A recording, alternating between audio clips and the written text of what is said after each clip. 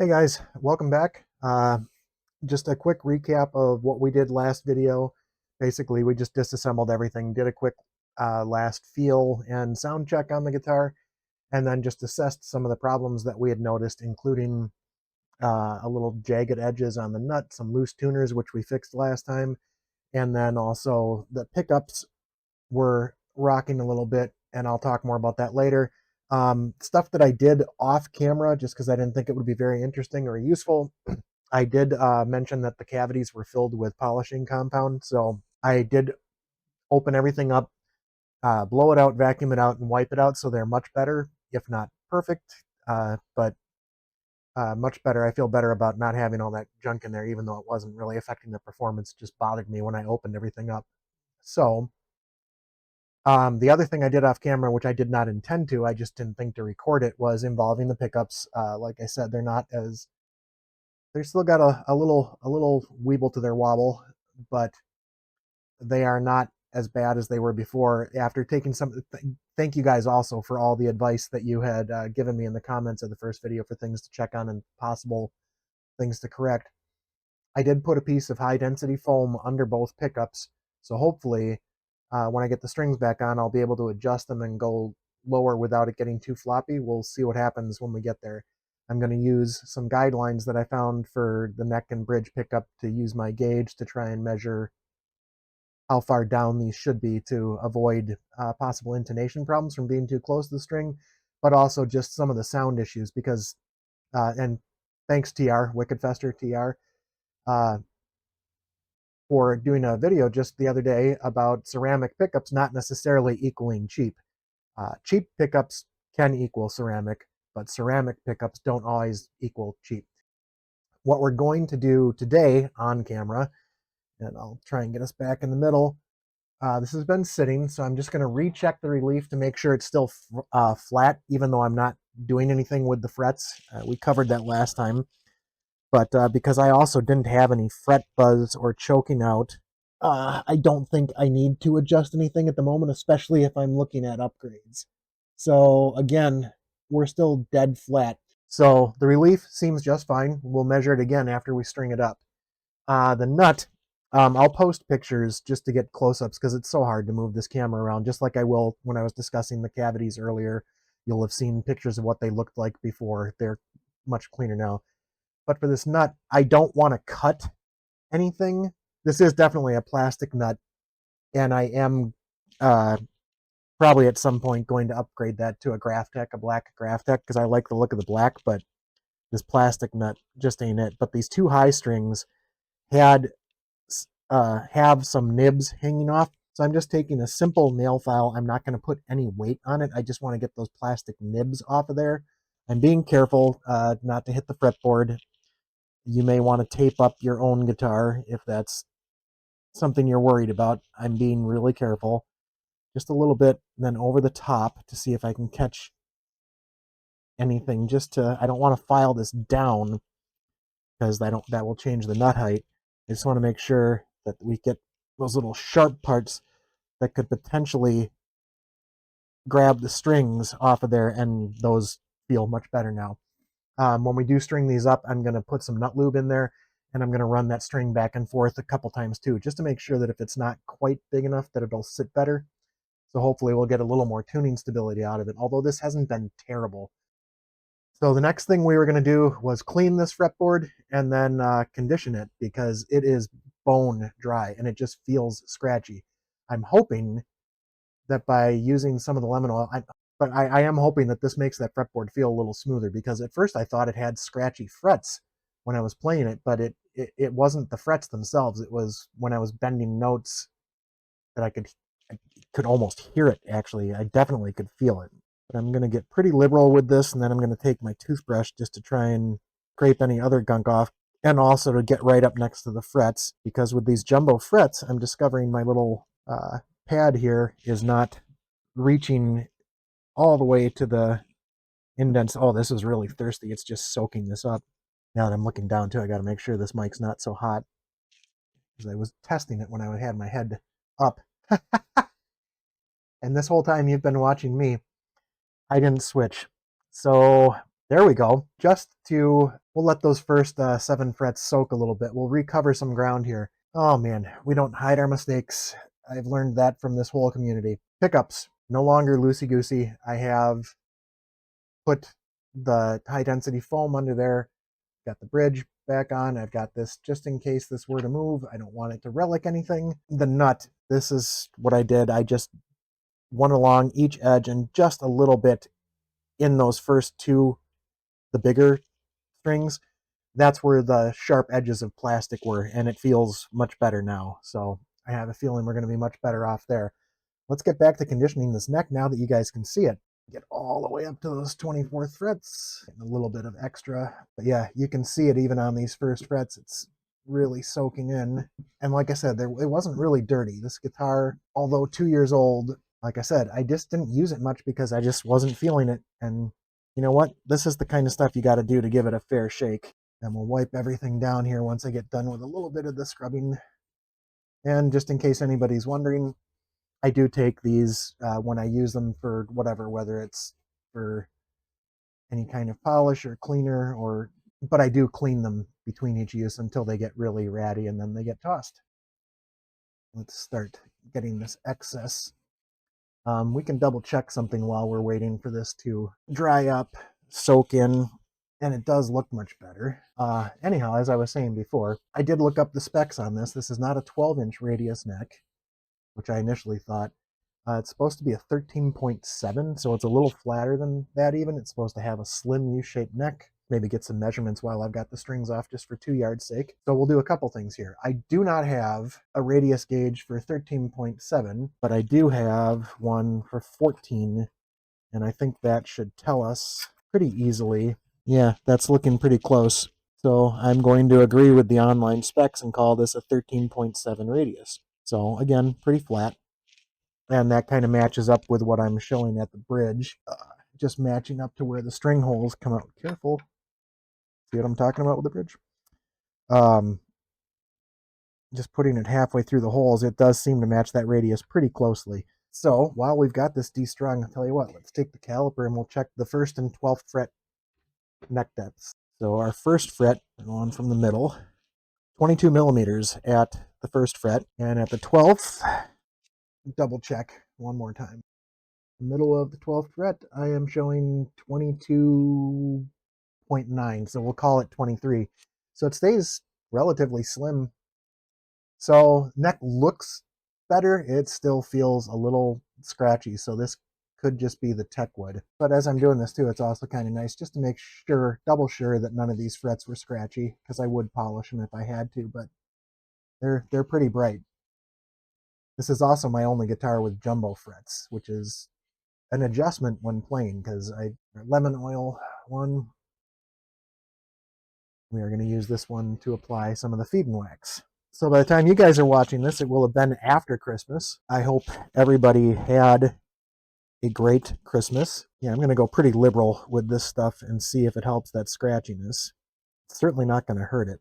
We'll see about the pickups when I get down to that with the strings back on and measuring if I can get them to some recommended heights. Feed and wax up and down the entire bridge. I'm going to try and give it a little more elbow grease to see if we can get it to fill in some of those scratchy spots. If nothing else, it's going to look, I'm certainly hoping it's going to feel good. It can't possibly feel worse, right? Again, some of the reasoning for not working on the frets.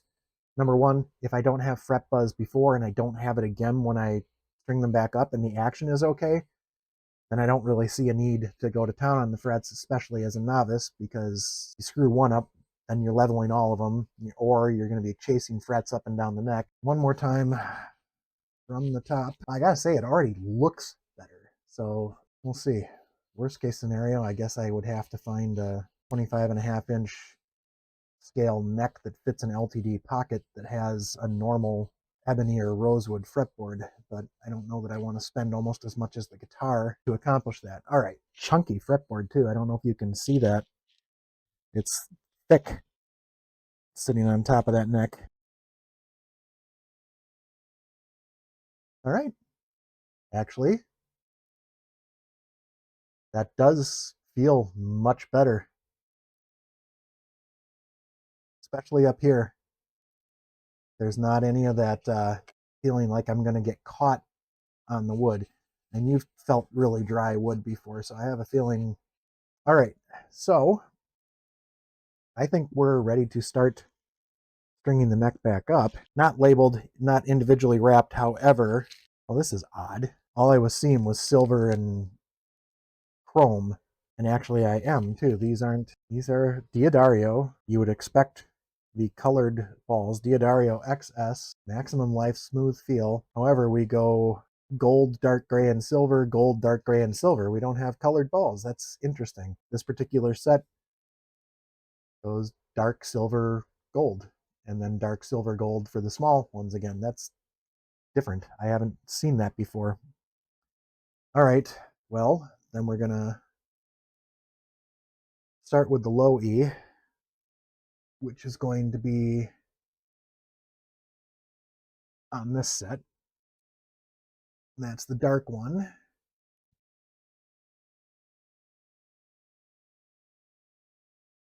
And then we also, but not a silver. Why? This is definitely odd. I'm not used to this from D'Addario, so bear with me, guys. I will probably cut out a bunch of this as we go through. I'll get the first string, the second string set, and then I'll keep talking to you guys while I'm doing it, but I'm gonna probably cut it out, cut straight to the chase. So this is definitely the thickest string. Through the bridge, over the saddle, and we're gonna do this quick. We're gonna get a little bit of the lube on the applicator and hit those first couple slots. String it up and string stability. Put the cap back on and we'll clean up after myself off camera. One, start winding it so I can get the bend in it. Then we're gonna get the string winder out. We're going the right way before we even start. There it goes. All right, that's better, way better than the last time I did a string. So now we are looking for the high E. Strings everywhere.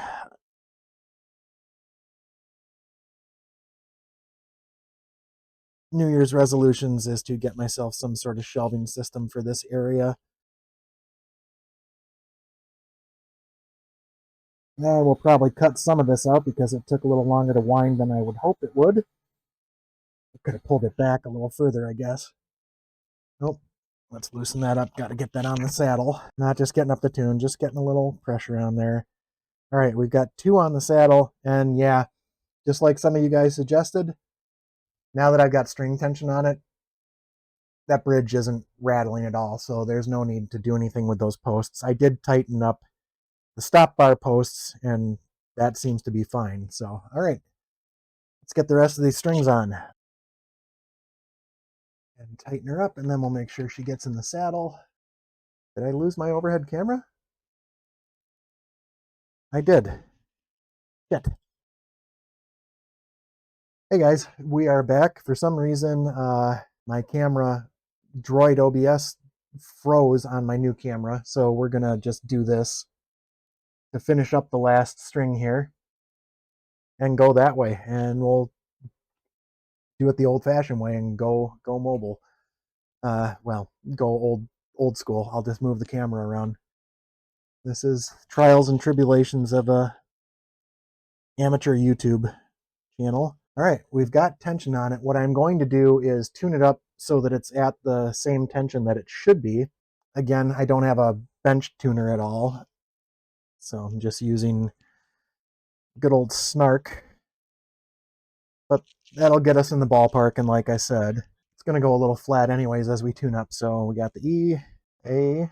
I did check these tuners offline, and they were 15-to-1 ratio, so not the most sensitive. That's another reason that it would be great to upgrade to the 18-to-1 locking tuners. 21-to-1 if I could find them, but we are going to get the bar back out and just double check the relief. Yeah, still pretty flat. We do have just a whisper of relief, which is kind of what you would expect when adding some tension. And if that's the way it was set before, I don't think I'm going to mess with it because I kind of like where that's sitting. We are at the bottom of the string. I think we're actually a little lower than we were before. I don't know if that happened when I tuned the bridge up. We'll see if I get any fret buzzing. If so, I'll raise the action on this side just a little bit because at the 12th fret, I think we are at, yeah, 0.9, which is a little lower than where we were. We were at 1.0. And on the top string, we're sitting between 0.8 and 0.9, so that's a little lower too. Shouldn't be. They're the same gauge string, so I must have tweaked something a little bit when I was looking at those posts. We'll see how that goes. Are we still in tune? A little flat on the intonation. Flat, I would actually have to move that intonation just a little bit forward, but I think we're gotta tune the tuner back on. If I can get it in tune, I'm just checking the intonation, but these strings need to be stretched, so I'm not going to set anything. Although the A seems good. The E was a little flat at the 12th. Of course, I'm also talking about jumbo frets, so this is something I'll check with it in playing position eventually too. D is intonated pretty good, so I'll give them that. The intonation seems to be pretty good. Maybe just a shred sharp on the G. Actually, everything's pretty good. If this holds tight, I think I will be looking at just adjusting the low E's intonation just a little bit. Otherwise, it's pretty well intonated. Just take this real quick and just...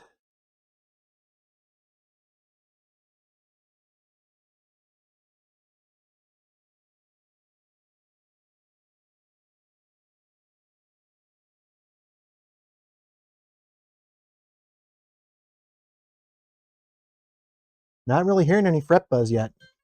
All right, let me put this back up here. I'm going to take the tuner off of there. And I think the last thing I'm going to do with you guys over here... oh, sorry. Two things. We were going to check that pickup height just a little bit. So, according to some stuff that I looked up, for the neck, I probably want to be looking at 2.4 millimeters from the bottom of the string to the pole piece on the low side.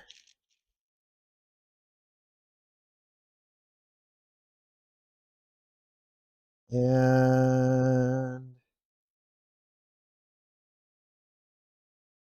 we're actually quite low. So let me tighten that up just a little bit. Oh, dang it. You know what? I was supposed to fret the note, the highest note. Yeah, now I'm quite low. So silly. See, why didn't you guys tell me I was doing it wrong? That's why it looked high. All right, with the highest note fretted, I am now looking at... I got to go just a little bit lower. All right. And then on the high side, holy crap. Okay. Yeah, we got to go down a little bit there too. That makes perfect sense. Now we are at a little more about where it says would be good. And I don't have any too much wiggle wobble. Now for the bridge pickup, again, same thing. Highest note fretted. This one, we got to come up a little bit. A little bit more. All right. Now again, if I don't like the sound of this, it's definitely something I can adjust. This one's got to come up a little bit more too. So if I find that I feel like it's pulling things out of tune, or it sounds way too harsh to me, I can back it down a little bit. The further away from the string supposedly gets you a little more clarity. We seem to be good with the pickups now. All right, the pickup height has been set. Intonation was checked. Seems to be relatively good, but as I said, it's a project guitar, so we're probably not going to do too much more with it. I'm going to cut it here and play with the guitar for a while so it actually stays in tune.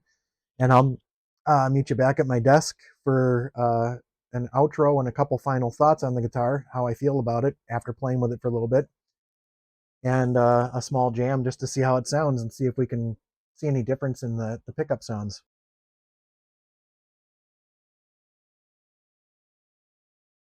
Okay, guys, so it's been the better part of a day and a half for me, spending the time stretching in the strings, playing around with it, seeing how I feel about it. And I'm just going to just not talk too much and just do a quick sound sample and playthrough and then some final thoughts. I'm just going to do a few quick clean tones, you can go back to the original video on this and compare them if you like. I can't tell if I can tell that much difference, other than I do think setting the correct pickup height, as I did earlier in the vid, really does help with the articulation a little bit. We'll start at the bridge.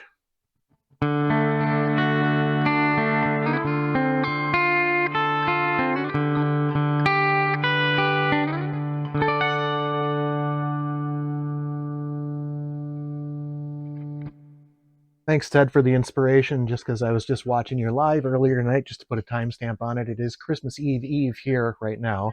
By the time you're seeing this, it'll be after Christmas, so I hope we all made the nice list and got some goodies. Here's the middle position.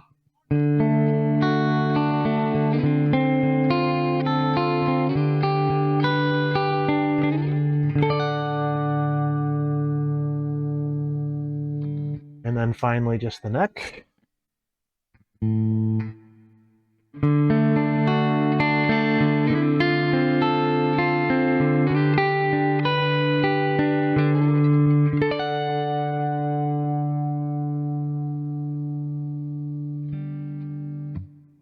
So beyond the tone and everything else, the feel, I said it when I did my ovation, I am a believer in the feed in wax, because if I had done this, hopefully this doesn't make too much noise. You're just hearing me hit the strings. What I would hear, or at least in room hear and feel, it was almost like a gritty sandpaper feel, and this is just smooth as silk now. So I'm very happy and very much like the guitar. So as money and time permit, we're going to start going ahead with some of the upgrades on this. Probably, I don't know if I want to save everything and do it all at once, because that way I can get at least the bridge and tuners and nut. I think I'm going to do all at once, because that's everything that affects the setup and the intonation. Everything else, like replacing the knobs, I don't know if I'll be able to get a black washer for that, but it's got a black switch tip. And possibly maybe vinyl wrapping the neck plate. Don't know if I want to do that. The buttons can come later too. But I think once I get it all blacked out with some locking tuners and get it completely set up, I am going to be very happy with this. And sorry for that. Just if we wanted to hear a little high gain, I am also going to play along to a backing track just to end the video here before some final thoughts. And this backing track came, an early Christmas present, came courtesy of TheUbie, who I'll link below. This was a treat for his Patreon members, that he sent out a backing track.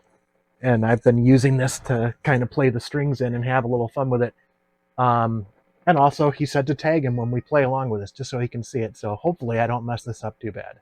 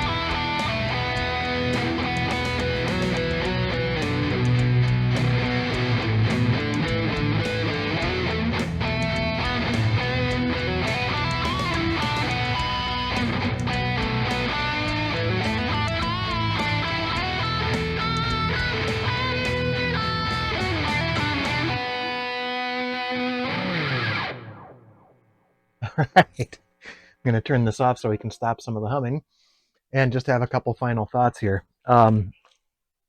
First of all, thank you, Ubie. I definitely embraced the suck a little bit there at the beginning. This is not a whole lot of time spent with that, but that's a great track. So I'm going to include that in some of the things that I jam to when I'm trying to practice. There's that P word again. But I just did want to say Merry Christmas to everybody who it's been Happy New Year, as that's going to be coming up shortly as well. And I hope 2026 brings everybody what they need, what they want, what they all deserve. I hope that everybody had a fantastic 2025. I'm looking forward to catching up with everybody in the new year. And with that, we'll see you next year. Had to get the dad joke in.